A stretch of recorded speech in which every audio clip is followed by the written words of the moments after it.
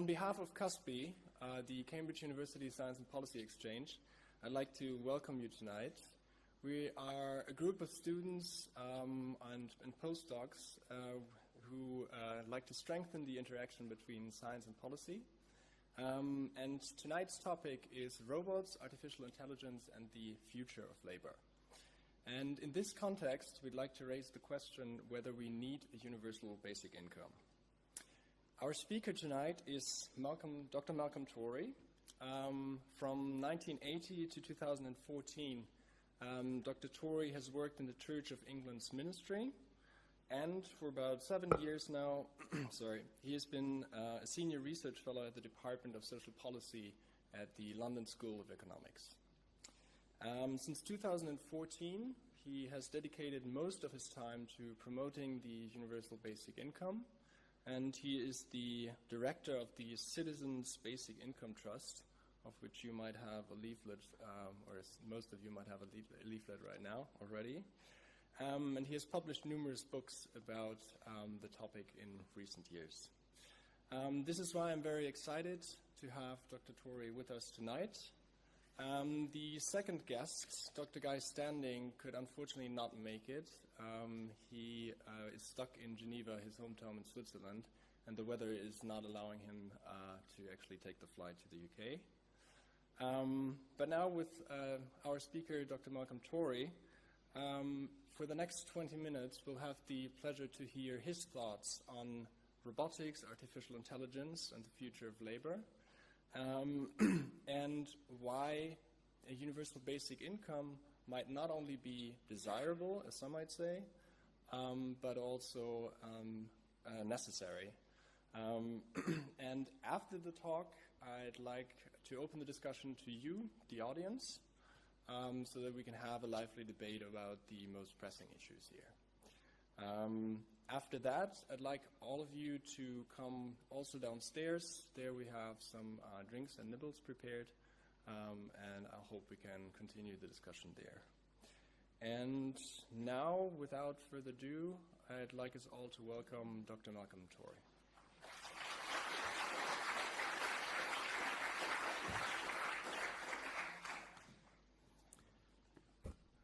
My apologies for not being Guy Standing. He has a very different style from me, and you'll be missing it, I'm sorry to say. You'll find plenty of videos of him on YouTube, if you haven't found them already. So, he was going to offer a short address, and I was going to offer a short address, so I'm still going to offer a short address, so here it is. We've been asked to address the title, Robots, Artificial Intelligence, and the Future of Labour. Do we need a universal basic income? According to the Oxford English Dictionary, labour is an instance of physical or mental exertion, a piece of work that has been or is to be performed, a task. And a particular meaning is given. Work, especially physical work, considered as a resource or commodity, typically when necessary to supply the needs of the community or for the execution of a particular task, the contribution of the worker to production. If increasing numbers of activities currently undertaken by the exertion of labour were to be mechanised or computerised, what future would there be for labour as the Oxford English Dictionary understands it? There would, of course, be plenty of labour still. People, animals, homes, gardens, and the urban and rural worlds generally would still need to be cared for. Scholarship would be undertaken, creativity would be exercised, and there would be plenty of other tasks currently unmechanised and uncomputerised that would still be unmechanised and uncomputerised. We shall always need plenty of labour. Whether it will be paid labour is another matter. There would still be physical and mental exertion, tasks performed and contributions made to production, and the ways in which physical and mental exertion is applied, the nature of the tasks performed, and the contributions made to production have always evolved, they always will evolve, and perhaps now they will evolve faster than ever, but there will still be labour. It has a future. If I want a shrub in my garden, then I or someone else will need to plant it. I might be using tools unavailable to my ancestors, but I shall still need to plant the shrub. I would need to exercise labour. I'd need to do some work. The relevant meaning of the word work, given in the Oxford English Dictionary, is this: action or activity involving physical or mental effort and undertaken in order to achieve a result, especially as a means of making one's living or earning money. Labour, one's regular occupation or employment. This closely aligns work with labour, and it raises an important distinction as well, that between paid and unpaid work. So I'm wondering if labour in the title of this evening's event has a meaning more specific than those various meanings assumed by the Oxford English Dictionary.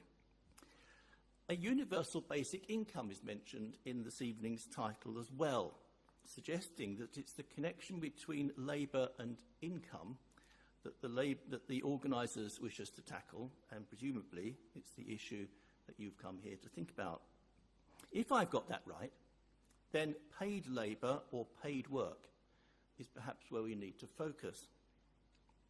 So what is the future of paid work or paid labour? You will be aware, no doubt, that there is a strike among university employees of various kinds in different parts of the country. This is a symptom of the changes that I'm about to tell you about. A new report by the Hans Berkler Foundation in Düsseldorf lists the challenges facing the world of work, by which it means the world of paid labour.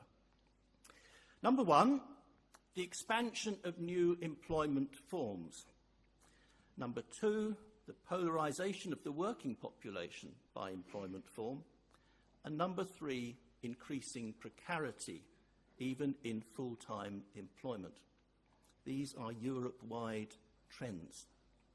If Guy Standing had been here, he would have told you a great deal about precarity, the precarious nature of increasing amounts of paid labour, the increasing number of short-term contracts, the increasing number of zero-hour contracts, now getting into the higher education field, and the increasing precarity of people's incomes and therefore of pensions.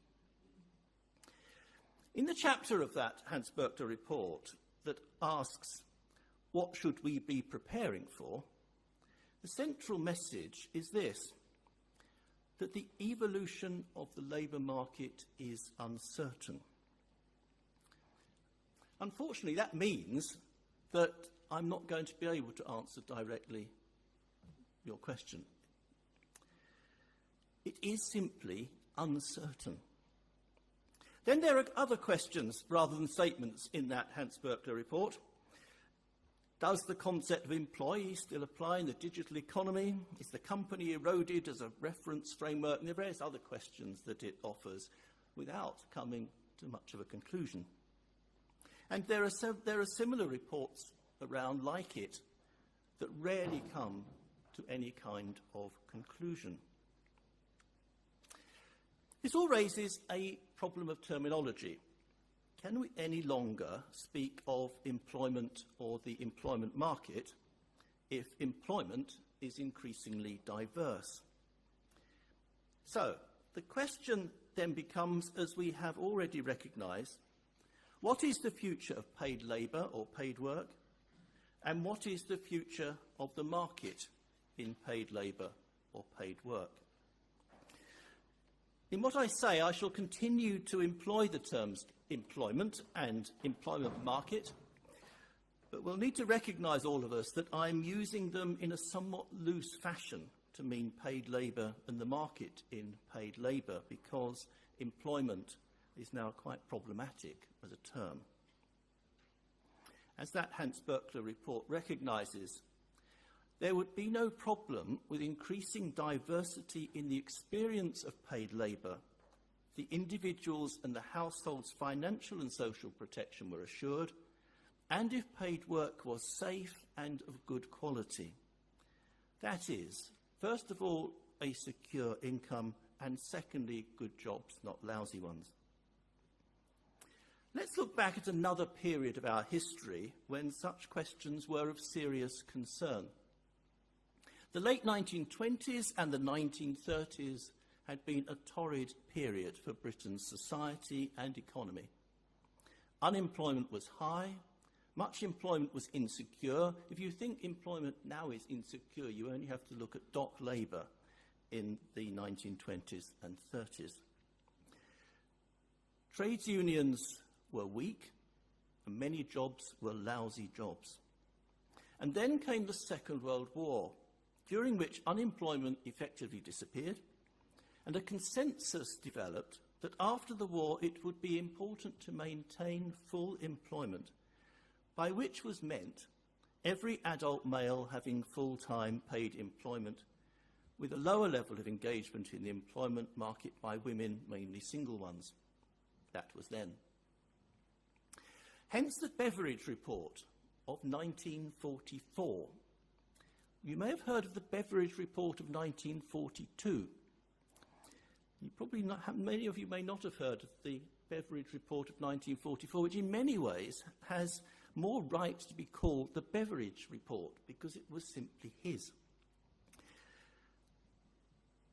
The 1942 report is so well known because it gave birth to national insurance and national assistance as they were then. They became national insurance and then national assistance. The means-tested benefit system then went through a variety of name changes. You can ask questions about that later if you like. The 1944 report called for the maintenance of full employment by government demand management. And when Beveridge wrote his 1942 report, he was explicit that that report's recommendations were based on three assumptions. That following the war, the UK would pay unconditional family allowances, which then became child benefit. That it would establish a national health service free at the point of use, and that the government would maintain full employment. It was that assumption of full employment and the allied assumption that anyone's unemployment would be of short duration that made it possible for Beveridge in his 1942 report to rely on short-term social insurance benefits to provide the population with financial security. Without full employment and family allowances to provide for the needs of large families, and without a national health service to provide health care, Beveridge's plan in the 1942 report would simply not have worked. Far too many people would have ended up on means-tested national assistance. That is, of course, what has now happened. For a couple of decades after the war, the UK experienced something like the full employment that Beveridge had hoped for. The vast majority of males had full-time employment in stable jobs with employers. Then things began to change. Higher employment, unemployment, and increasingly insecure employment, increasingly low-wage employment, and Guy Standing would have said increasing precarity, mean that by 2016 there were 13.2% of households claiming means-tested out-of-work benefits, 14% of households claiming in-work means-tested benefits, that's working tax credits and now universal credit, and 6.8% of households claiming means-tested pension credit to top up their pensions. It's not difficult to do the mathematics. More than 1/3 of households are now on some kind of means-tested benefit. Beveridge would have been horrified. Even if we discount the unevidenced, unprovable, and overconfident assertions of those who suggest that vast numbers of jobs will be destroyed by robots and artificial intelligence, it's clear that we are already in the midst of a period of unpredictable change. There are, you may have seen, the increasing number of books about the futures that artificial intelligence and robotics are heading us towards. Some of them are persuasive. They are based on a variety of assumptions. Then there's the work of such scholars as Ursula Hughes at the University of Hertford, one of our best experts on employment market history and futures, whose view is that every technological change so far has generated new jobs as well as destroying old ones, and that we can never tell before the change what the balance will be afterwards. I'm with Ursula Hughes. We cannot confidently predict that all the jobs will disappear. There will be new jobs. Our youngest son is writing software for wind farms. That job did not exist 15 years ago. As the Hans Berkler Foundation suggests, though, we are seeing an expansion of new employment forms, the polarisation of the working population by employment form, and increasing precarity even in full-time employment. What we can be sure of, even if we can't be sure exactly what the future will be in terms of employment, what we can be sure of is that we face multiple uncertainties. We are uncertain about all of these things. That is, the ways in which robotics and artificial intelligence will evolve, we don't know. The number of kinds of jobs that will be destroyed, we don't know. The number and kinds of new jobs that will be created, we don't know. The employment structures that will characterise new jobs, we don't know. We don't know the levels of employment and income security that will characterise new jobs. We don't know the levels and kinds of financial insecurity that different kinds of households will suffer.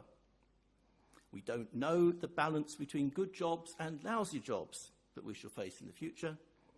We don't know the extent and character of globalisation as the phenomenon evolves. We don't know the extent and effects of migration flows, particularly their effects on employment. We simply don't know.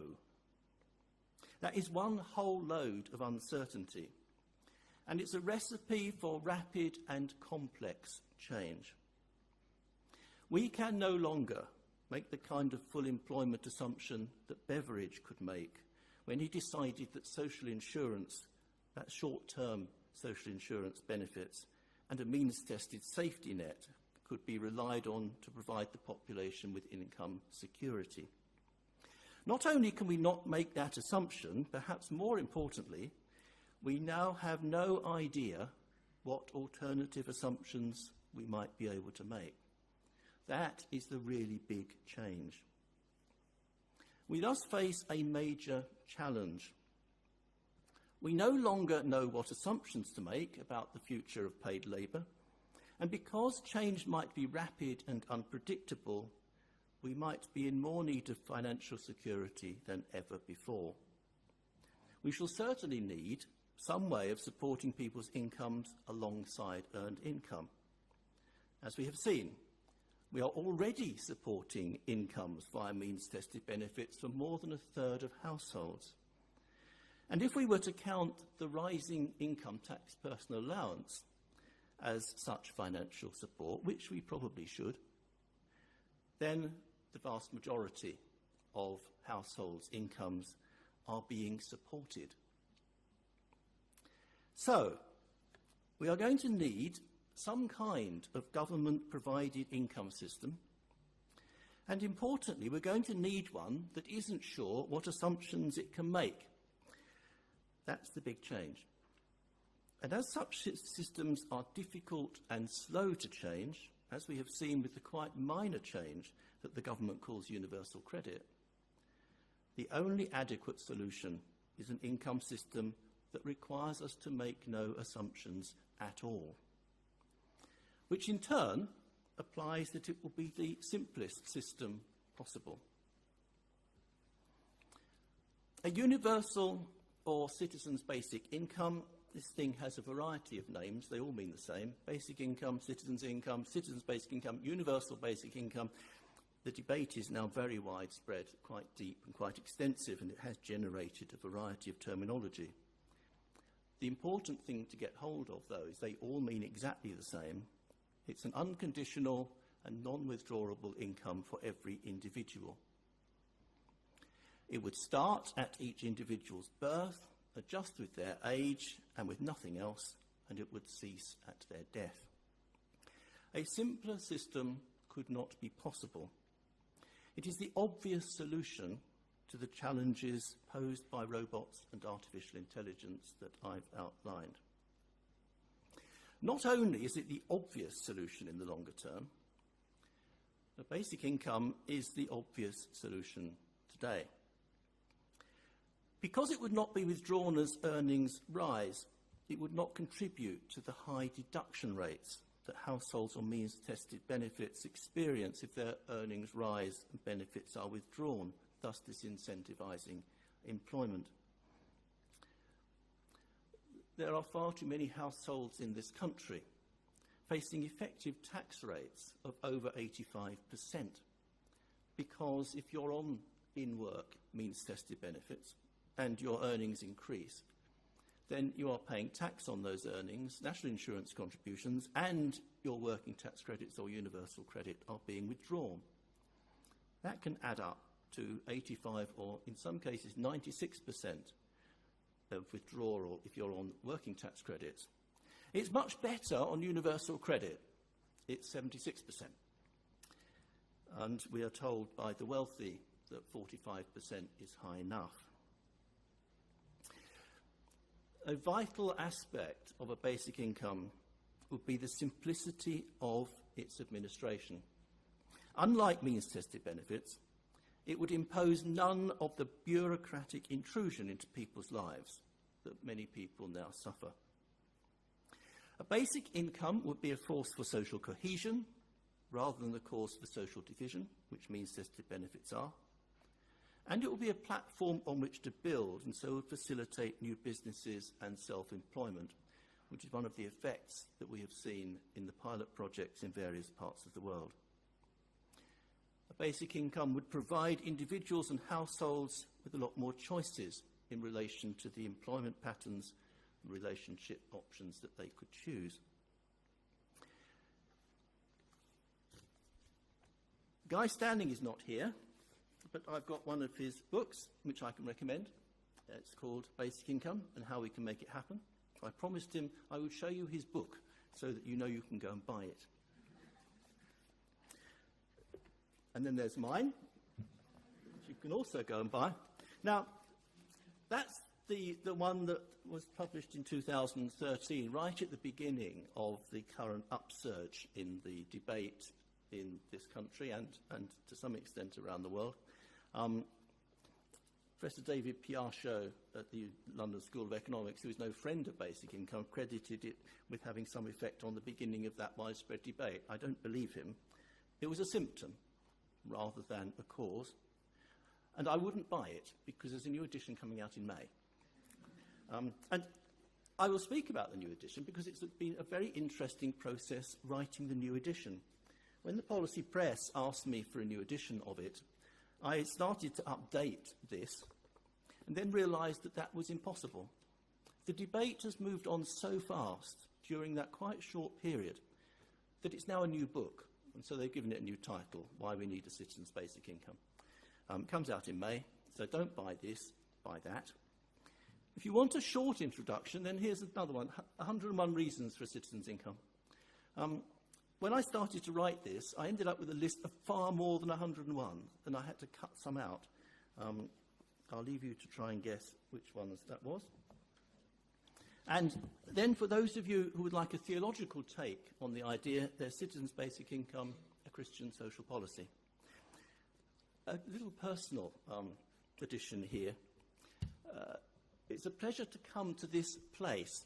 Between 1973 and 1976, I was a student at St John's College. I started off in mathematics and then changed to theology, and so was lectured here when this was the Divinity School. So it's a pleasure. Thank you for inviting me back. Particularly important in relation to this debate is the fact that a basic income is not simply desirable, it is also feasible. And if you're interested in that subject, I don't suggest you buy this book. It's called The Feasibility of Citizens' Income, because it's about £80. I suggest you borrow it from somewhere. But if feasibility is what you're interested in, then read that. It discusses a wide variety of feasibility tests and asks precisely what kind of basic income scheme could pass them. As we've shown in research at the Institute for Social and Economic Research at the University of Essex, which you'll find a summary of in there. If there weren't enough of these, I thought I brought too few. I didn't know there'd be so many of you here. It's on the internet. Citizensincome.org is the website. What we've shown is that a basic income could be implemented almost overnight by simply rearranging our current tax and benefits system, and even quite a small one of £60 per week for working-age adults could reduce poverty and inequality, reduce those effective tax rates, take a lot of households off a lot of means-tested benefits, and have all kinds of other useful effects for no additional public expenditure. That's got to be the holy grail of social policy. So, the basic message is this. Not only might we need a basic income in the future in relation to all those uncertainties related to the future of paid labour, but it would be very useful today. And it would continue to be useful, whatever robots and artificial intelligence do to labour in the future. And what that's going to be, I have no idea.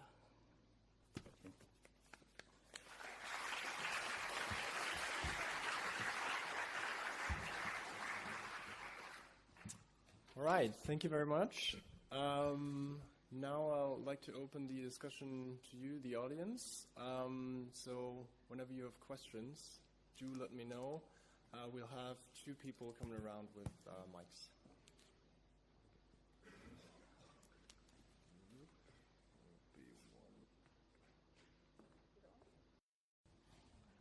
All right, we get the first in the back.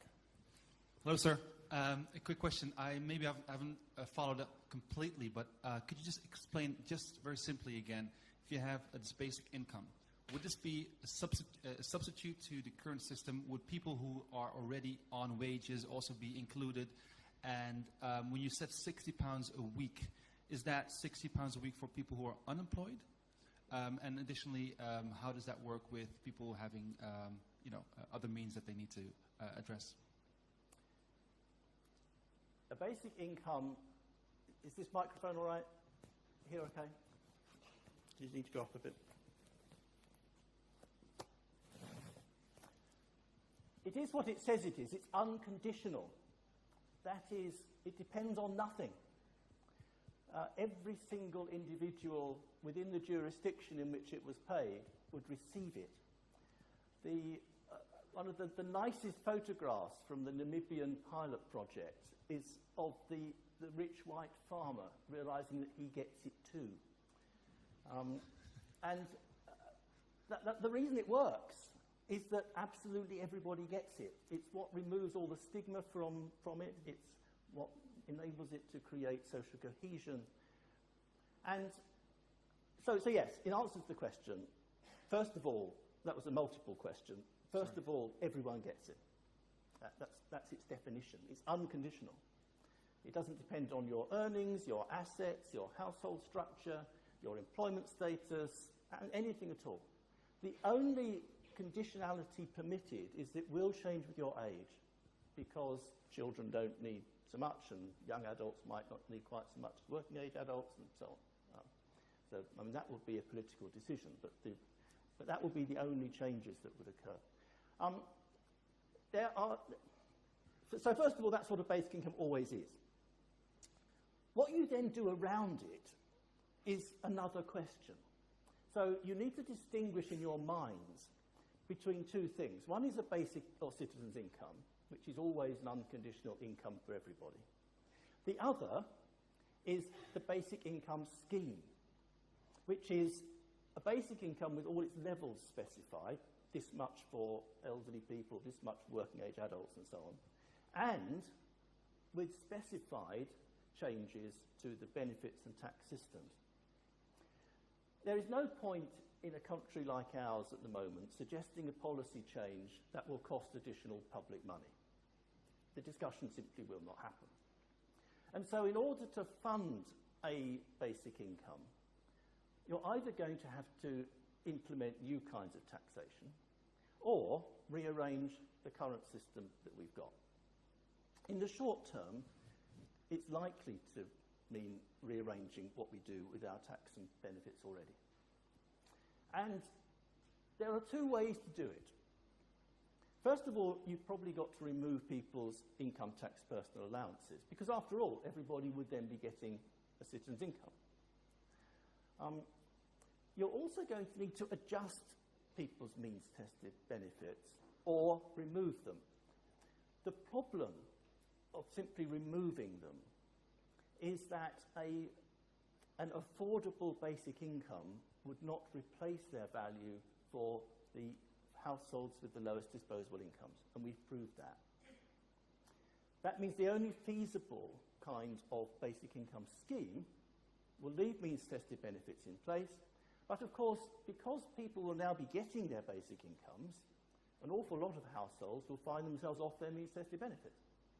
And that's what happens, that's what the research shows. So even if you keep the system in place, an awful lot of households come off them and therefore experience the freedom of escaping from means testing. And if you want the figures, they're in that booklet, or you can find it on our website if you haven't got a copy of the booklet.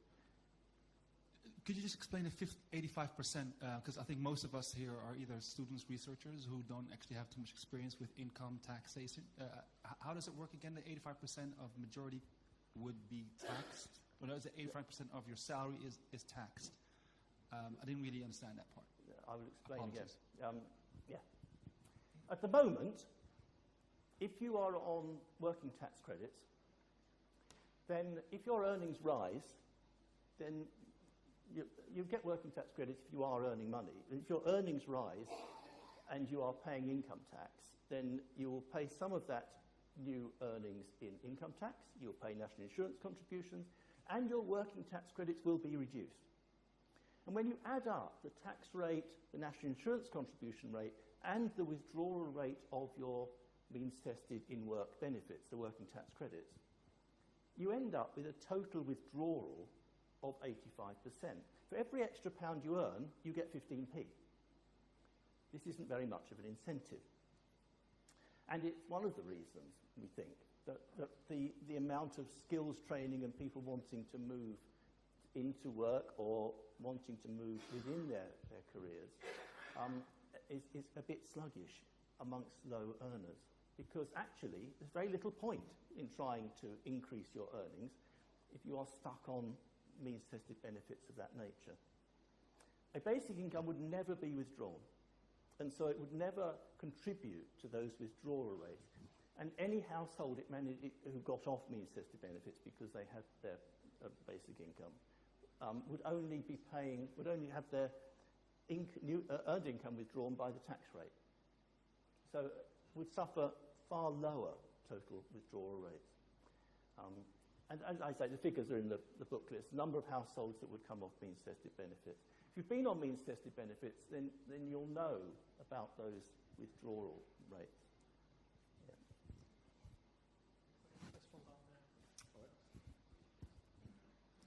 Thank you for your talk. You've talked about the evolution of labor through history, especially in the 20th century, and it's clear that the stability that my mom could have in her generation is not the stability that us as millennials are going to have.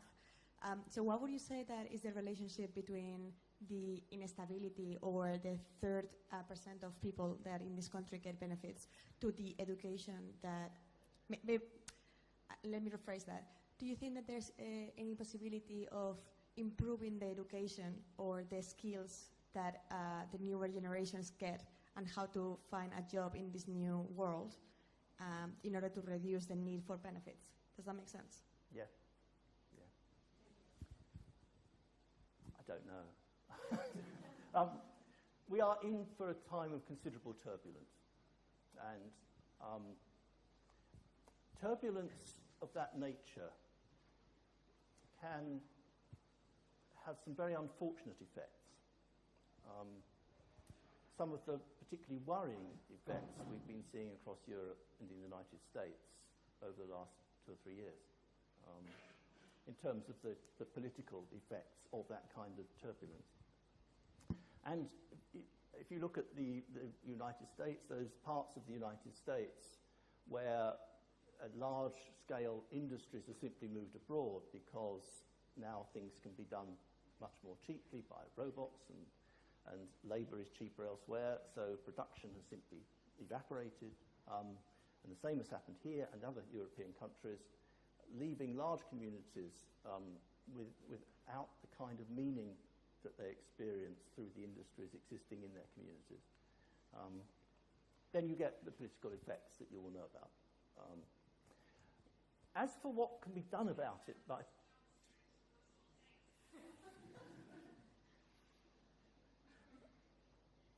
as to what can be done about it by the generation that's now looking hard at these particular problems, all one can say is that what everyone's going to need is constant and rapid retraining into new skills in order to make as much use as possible of the paid labour that is going to emerge, which it will. We are not going to be without jobs that need doing. The problem is that the transitions that people have to face in order to continually cope with change. Now, that's much easier for younger people. It's really hard for people in their 50s quite often, especially in communities which have known only 1 or 2 major industries. One of my roles when I was vicar on the Greenwich Peninsula until 2014 was as chaplain of a big food refinery. And it had been there for decades and decades. It produced glucose and sugars and all sorts of starch from wheat going in one end and the products coming out the other. And it had a highly skilled labour force. They knew the intricacies of their plant. The world trade rules suddenly changed by just a few details.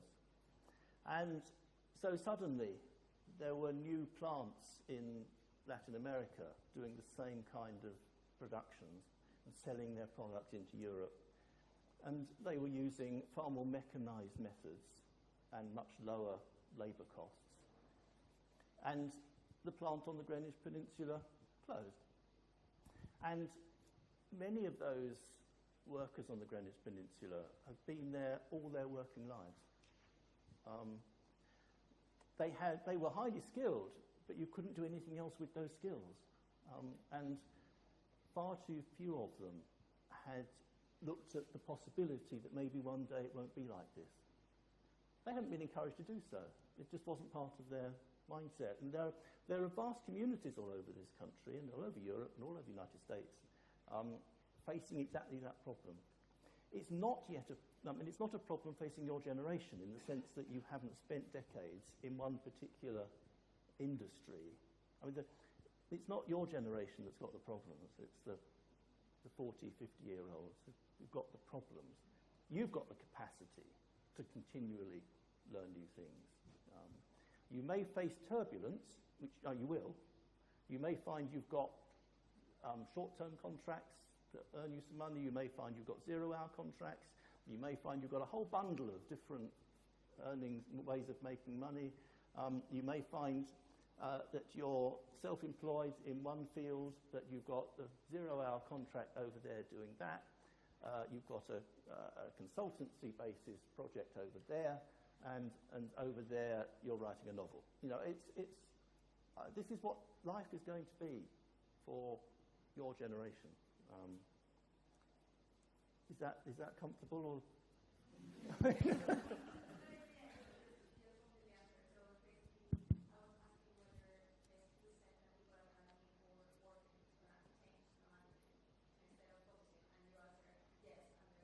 All the time, and you can't tell now what you're going to need to be doing in 10 years because it will all be different. The basic message is that we can no longer tell. That unfortunately is the basic message. I had a rather simple question, perhaps. So why isn't it happening? What obstacles are you facing in the UK government? There's a book called The Feasibility of Citizens' Income, which you can borrow from the library, or if you've got loads of money, you can buy it. It tells you,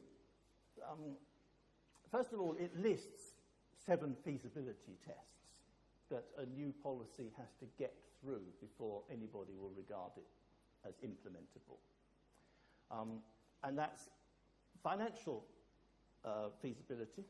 There are 2 different kinds of financial feasibility. First of all, can we afford to do it as a country? Secondly, will it impose losses on low-income households? And if it will, we shouldn't be doing it. Secondly, is it administratively possible? With this particular policy, the answer is simply yes. We could administer it with our eyes closed. It would be even simpler to administer than child benefit, and that costs peanuts to administer and hardly ever goes wrong. Would it be psychologically feasible? Now that's the problematic one, because when I speak to more mixed groups of different ages, different life experiences, what's always at the front of people's minds is, if the poor need money, you give money to the poor. I mean, it's fairly obvious, isn't it? And the idea you should give money to everybody is really counterintuitive, even though it's very sensible to do it. Because for 400 years in this country, we've been means testing benefits. The poor, it was called the Poor Law, the Elizabethan Poor Law, 1601. It was actually called that. You provide something for the poor. And so if people cease to be poor, you don't provide it anymore, which means they stay poor. Now but that takes a little bit more logic to get your head round. And, I mean, what's the problem giving the money to everybody? If the people who are wealthy are paying more tax than they're getting in their basic income, there's no problem at all. But it still feels wrong somehow to give extra money to the rich. And that's a big psychological barrier that's quite hard to get through. The second psychological barrier might in some ways be even more difficult. That is giving people money for doing nothing. And that runs against a concept that we've lived with for hundreds of years in this country, that you don't get something for nothing. Now, the fact that we get healthcare for nothing, and we like that, it doesn't actually impinge on that argument, which is a pity. The fact that you get child benefit for nothing doesn't impinge on the argument, because the problem is that we would be giving this to working age adults who we've always assumed need to earn their living. The fact that we give to people earning their living a personal allowance, which means that quite a lot of their income is not taxed, is effectively giving them a basic income. Because if we were to tax all income, as some countries do, they would have less money. But that still doesn't impinge on the argument. So there's really big psychological barriers. Then there's behavioural feasibility. That is, would it do the job we say it would do? And you can only prove that afterwards, which is always a problem. You'd have to have it before you could prove it. Then there's political feasibility. That is, does it fit with political ideologies in this country? The answer is it can do. We've done some research at the LSE on that. And then the most complicated one is the policy process. Is it possible to get the idea through this country's policy process, through civil service, through trades unions, through political parties, through parliament, through ministers, through all the different bits of the policy process, from idea to implementation? It is a massive task getting an idea through that process, particularly an idea that's already got psychological, counterintuitive aspects to it. And you can probably see now why it hasn't happened. That doesn't mean it can't happen. And one of the really interesting developments over the last couple of years is the now rapid increase in public opinion tending to approve of the idea. And across a variety of European countries and in the UK, we've seen quite a rapid rise in the number of, in the proportion of the population that likes the idea, and it's now around 50%. That's the point at which you can begin to think about implementation, and at which MPs might begin to think about it. See, that MPs and ministers, they tend not to lead public opinion. They will often look and see which way it's going, because that's the way to get elected. And so if the public view about an idea is changing, then you will eventually find, and there are lots of examples of this, obviously, that the politicians will follow. And sometimes will be ahead of public opinion if they know where public opinion is going. And we've seen this recently over same-sex marriage, for instance. The government was slightly ahead of public opinion change because they could see exactly where it was going. Whether we would see this, I don't know. The problem with our current government is that it's had such a terrible time with universal credit, which is in many ways a quite minor change to the benefits, the means-tested system. It's rolled 6 means-tested benefits into one without changing the fundamental structure of it. It's been such a problem that they don't want to look at anything else, which one can understand. And giving everyone some money looks like quite a hard sell, given what people tell them they feel about that. But yeah, who knows? I don't predict, and people ask me to predict where we'll see the first genuine basic income established. I would never have been able to predict that the first nationwide income that's something like it would happen in Iran. It has. It happened by accident. I don't know if you know the story. Because the government in Iran wanted to reduce the subsidies on fuel and food, because so much of it was disappearing across the country's borders, people coming in from outside buying it because it's so cheap. They needed to protect the incomes of the poor, and so established a means-tested benefit for the Iranian population to protect the poor's cost, their standard of living. And the means by which they proposed to do it became so unpopular, they ended up giving it to everybody. Now, they couldn't afford that, so it's given them real budgetary problems, and so it's now dropped in value quite considerably because there was no way they budgeted for that. And also they've been persuading the wealthier not to accept it because they can't afford it. But it is interesting. Accidents happen. And they do. And who knows what might happen over this particular issue. We in this country, we've got family allowances now child benefit largely by accident. It happened mainly at the LSE, and Emily Rathbone, who you may have heard of, wrote a book advocating basic income for children. And William Beveridge read the book and was converted to it. He tried it out. He was director of the LSE, and he tried it out on his staff. And they liked it, and they thought it worked.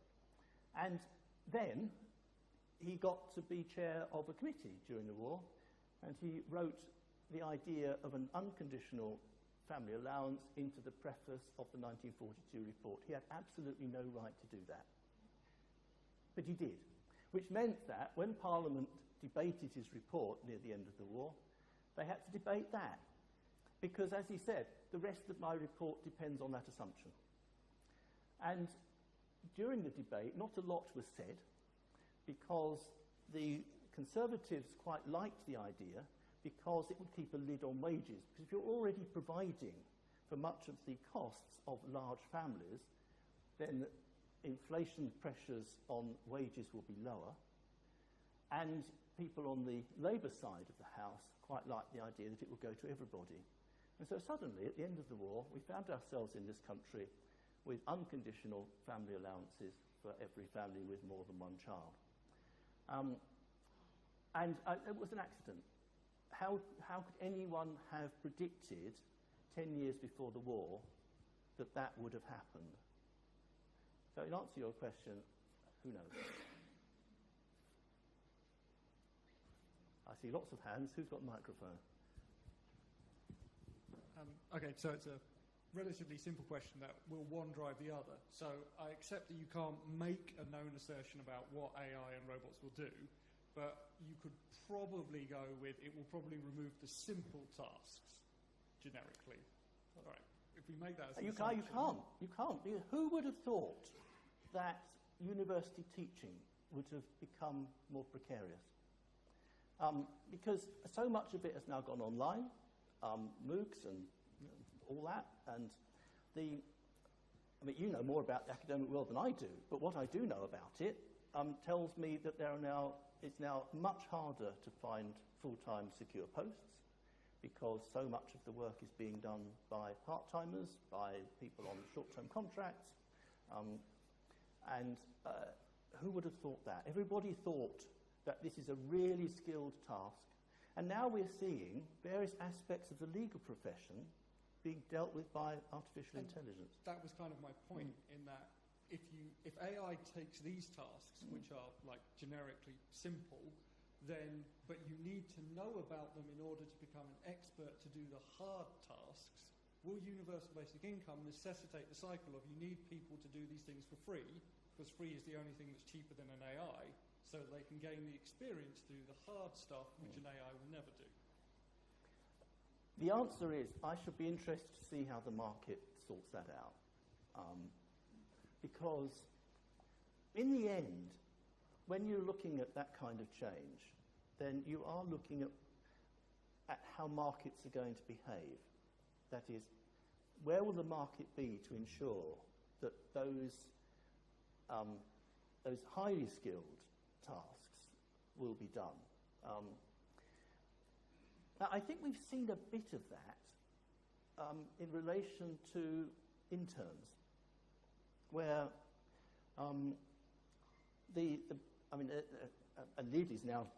government is now trying to put a lid on the intern process because it crushes social mobility, and maybe it's right to put a lid on it. And the Taylor Commission, looking at the vast variety of different employment forms we now have, has made various recommendations about how we can give rights to some of those new forms.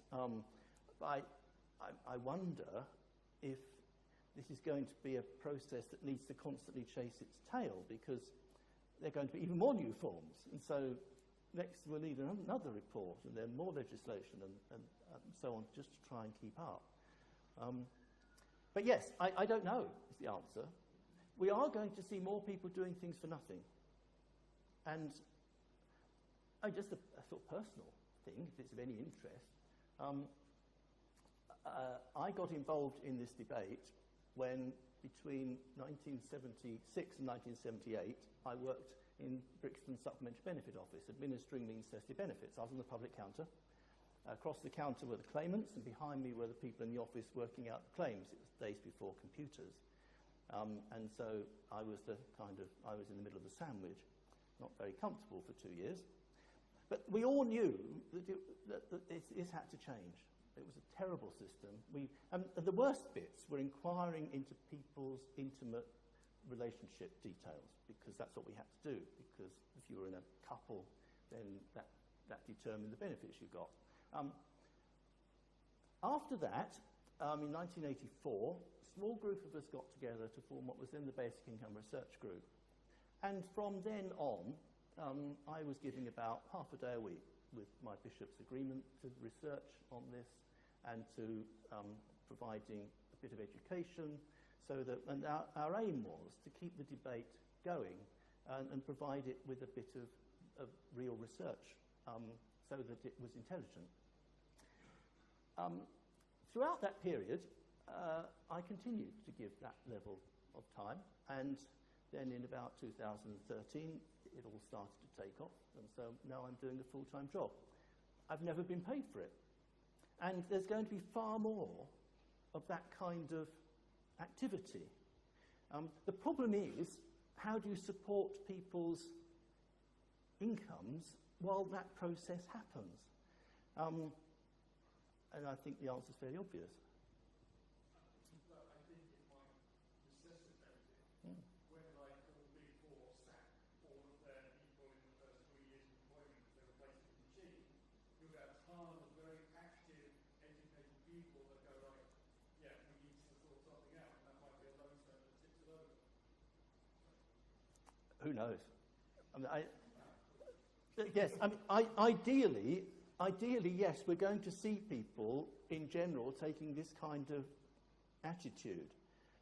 My serious worry, and there was an interesting article on this in The Guardian, was it yesterday or today?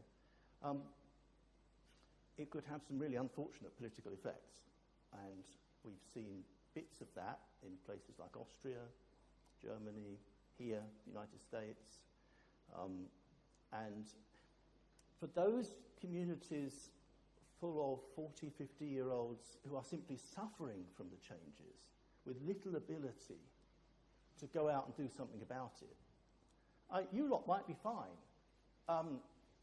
But there's an awful lot of communities who really aren't, and that's where the worrying bit comes along. Now, before I came here tonight, Malcolm, I had a conversation with a colleague of mine who couldn't be here tonight, but we've co-founded a company and we've hired half a dozen software engineers.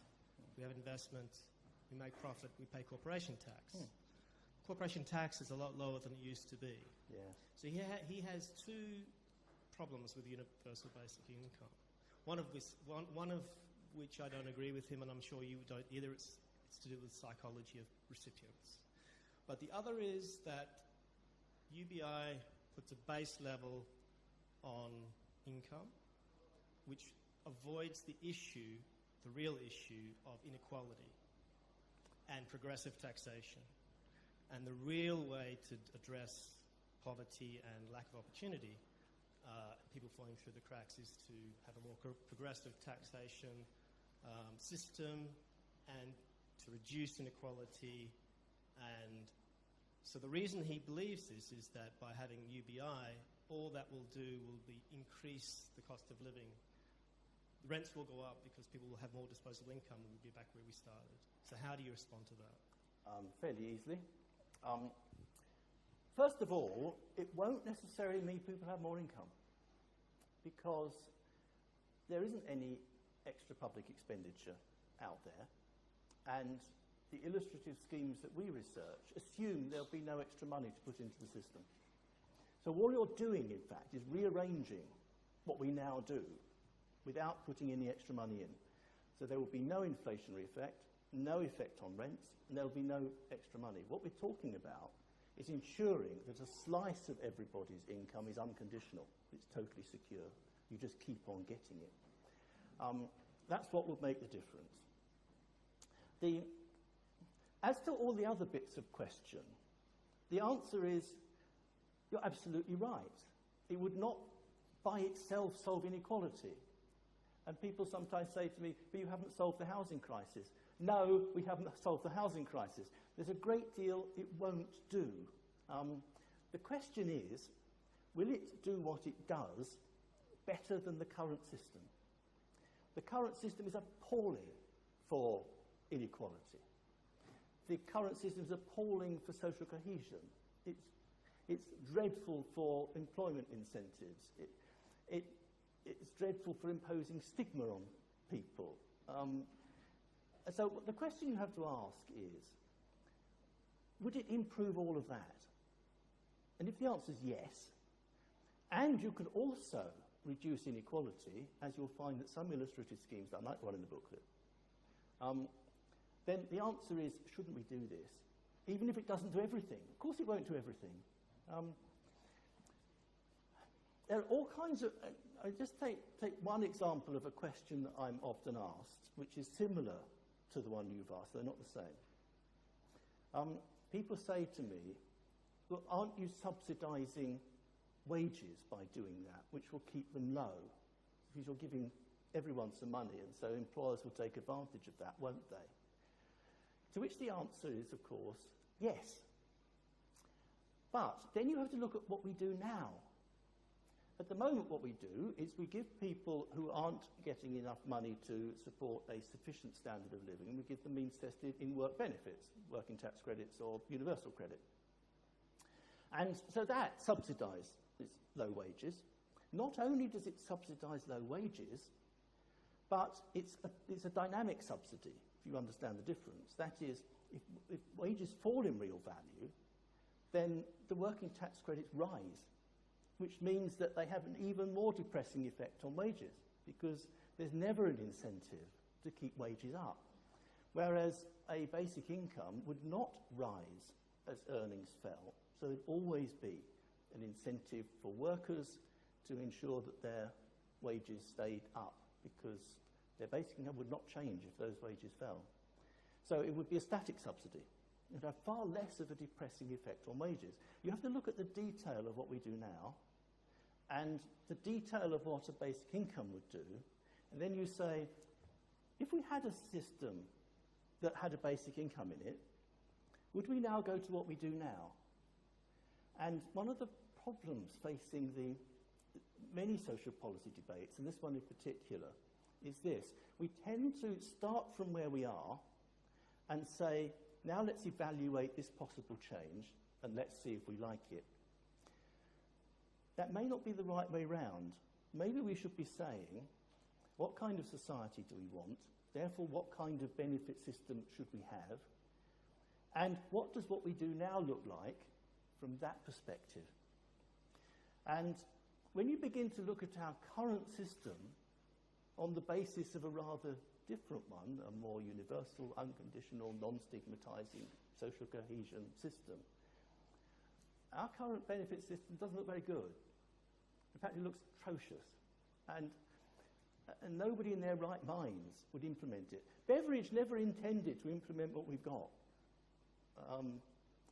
People say, well, that's his Beveridge's system. No, it's not. He intended a tiny proportion of the population to be on means-tested national assistance, because everybody was going to have full-time employment, and if they were unemployed for 6 months, they get their social insurance benefits. If they were sick for 6 months, they get their social insurance benefits, and they'd be back into work because there'd be loads of employment. And so nobody would need means-tested benefits.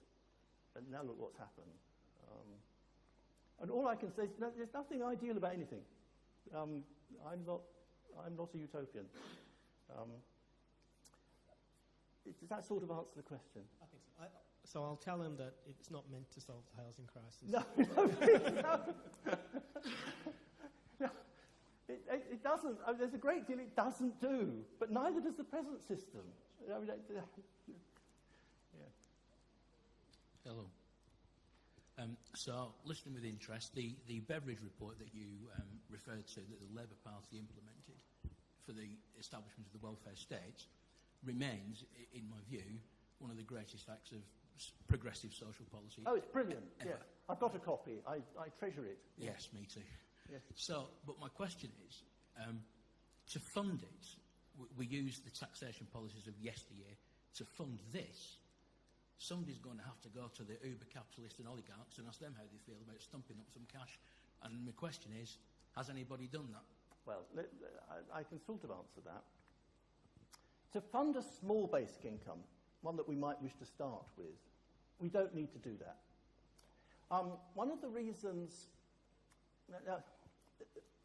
the basic income debate globally is highly diverse. Over there are the Utopia Today people and organisations. We want a really large basic income that people can live on, so people have choice over what they do, and we'll fund it from financial transaction taxes and much higher corporation taxes, and we'll fund it from bitcoins and whatever. I leave you to think about that one. At the other end, there are what I call the realists. I'm at that end. You probably can imagine that. And of course, there's lots of people in the middle. And that's right.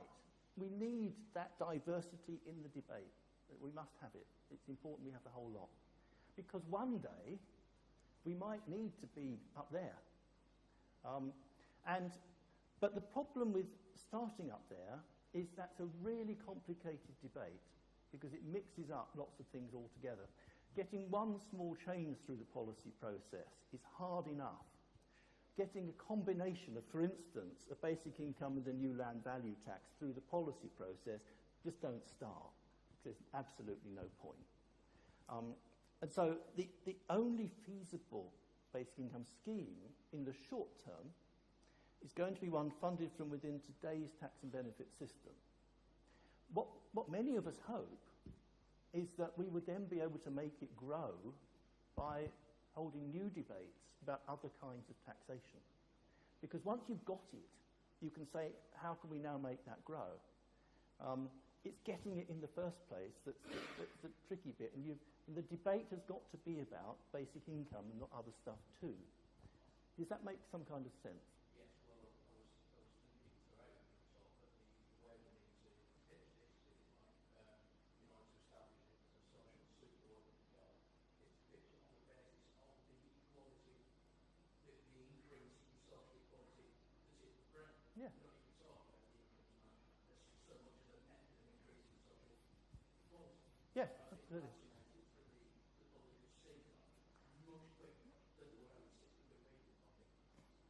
Oh, and that's one of the reasons, I think, why we've seen a growth in public opinion in favour of it, because we are now much more worried about inequality than we were, in general. And we are much more worried about social fractures than we were. And quite rightly so, we are worried, and so we should be. And the more mechanisms we can find to do something about that, the better. And this would be one of those mechanisms. The problem is that when you have those mechanisms, you simply take them for granted. And they don't any longer impinge on your own internal social policy debate. And so our NHS, for instance, we take it for granted. And it's only people who come into this country from places like the United States who say, wow. Of course, people who stay in the United States and look over the Atlantic don't say wow because they don't know how it works. They simply criticise it. But we then take them for granted. I wrote a review of a social policy book a couple of years ago, probably 3 years ago now. And it was about the problems of funding various public services. And it was a European survey. Very interesting book, very interesting survey of all the problems facing the funding of healthcare and benefits and all sorts of things across the whole of Europe. And it was a multinational survey. What was really interesting was it discussed the internal market of our NHS, for instance, but didn't discuss its funding. It didn't discuss child benefit at all. And the question is, now, why didn't it do that when those were obvious things for it to discuss? Whereas it was discussing the kinds of complex funding mechanisms that France and Germany and places use to fund their healthcare system. It was discussing an awful lot of means-tested benefits in various countries. It was discussing social insurance in different countries and the way it was managed by social partnerships and so on. There was loads of stuff about all of that. The only conclusion I could come to is that social policy experts discuss social problems. If something's not a problem, it doesn't get discussed. And because the funding of the NHS is totally simple, it's out of general taxation and a theoretical national insurance fund, and when we use the NHS, we use it for free. That's all there is to be said about NHS funding. It's not a social problem, so we don't discuss it. Child benefit doesn't have any problems attached to it, so it doesn't get discussed. And it doesn't get very much attention in our minds either. So we have a problem with this. If we had a basic income, after a year or two, we take it for granted. We'll take one more question and take the discussion to the main hall downstairs. Hi. Thanks for that. Really enjoyed it. One of the things that you mentioned about policy is that you obviously want to start with as few assumptions as possible. And one of the problems that you mentioned about the way the debate's been conducted thus far is that when people talk about artificial intelligence, they presume that it's going to, lead to the removal of all kinds of labour. What would you say are the main assumptions that lead people to make these conclusions that you don't agree with? What do you think are the biggest leaps that people tend to make? Yes, I'm not saying it's not going to happen, but I'm just saying we don't know. Yeah. I think the reason is that we've seen a lot of it happen. And there's some really interesting research, Taylor and people like that, in how we feel about change. And we experience the loss of something much more deeply than we experience the gain of something. So, for instance, if you give people money and then you then take some of it away, you experience that as more difficult than simply giving people not so much more money in the first place, for instance. I mean, our psychology does this to us. We react against loss in ways that we don't react when we gain.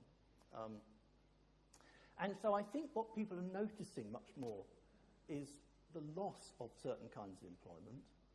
And this is particularly true in communities that have lost lots of it, obviously. And so we think that there's loads of loss going on everywhere because that's what we've experienced. What we don't see is where the gains are occurring, and there are a variety of reasons for that, I think. One is that losses tend to be large scale, whereas the gains tend to be small scale. And you've got a lot of this around Cambridge. There are lots of small companies. I mean, yours is probably would count as one, where there are fairly few employees and people doing contract work and so on small business estates, which actually nobody notices very much because they're small. Now, they might be wealth generators, and they might one day be generating very large amounts of GDP, but we don't see it. Whereas what you do see is the empty factories. And one of the things I've written is that the history of the workplace chaplaincy movement, and as part of that I researched the changes in industrial structures on the south bank of the Thames from the Second World War onwards. And after the Second World War, the south bank of the Thames was full of vast factories, engineering factories, refineries, power stations. You could hardly see the river because there were these vast factories, and they tended to have workforces of 5,000. The whole of the Charlton was built basically to house the workers for one of the big engineering companies.